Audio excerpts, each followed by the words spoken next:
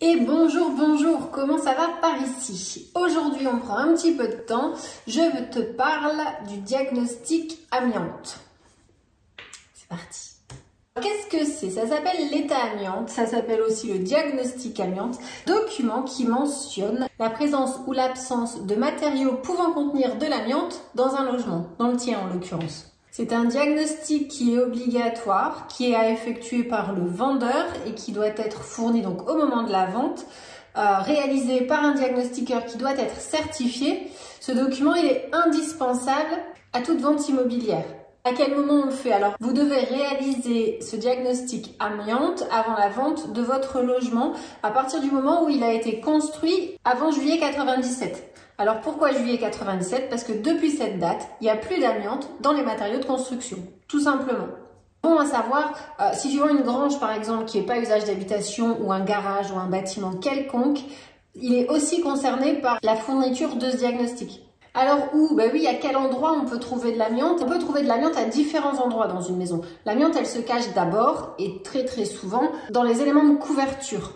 Les ardoises synthétiques, tu sais, on pense que c'est de l'ardoise naturelle, mais non, ce sont des fausses ardoises, dites en fibrociment, donc avec des particules d'amiante. Les toitures en tôle ondulée aussi un peu grises, ça tu peux être quasiment certain que si c'est avant 97, il y a de l'amiante dedans. On n'y pense pas toujours, mais on descend à la cave, les conduits de calorifugage, c'est ce qui enveloppe les tuyaux de chauffage.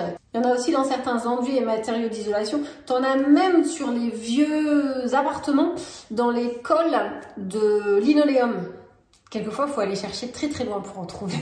Donc, c'est le diagnostiqueur qui passe au crible tout le logement et qui te dit, sur le diagnostic, noir sur blanc, s'il y a de l'amiante, s'il n'y en a pas et s'il y en a, à quel endroit et dans quel état. Il peut être juste en bon état, dans ce cas-là, il faut le surveiller. Il peut être abîmé, friable, où là, tu dois faire un petit peu plus attention. Et quelquefois même, on te demande de désamianter certaines parties.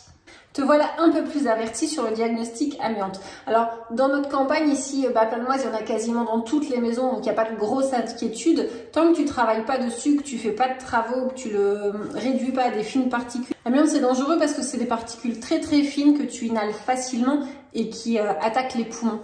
Mais tant que c'est en couverture, à l'air libre, en bon état et bien compact, il n'y a pas de gros soucis.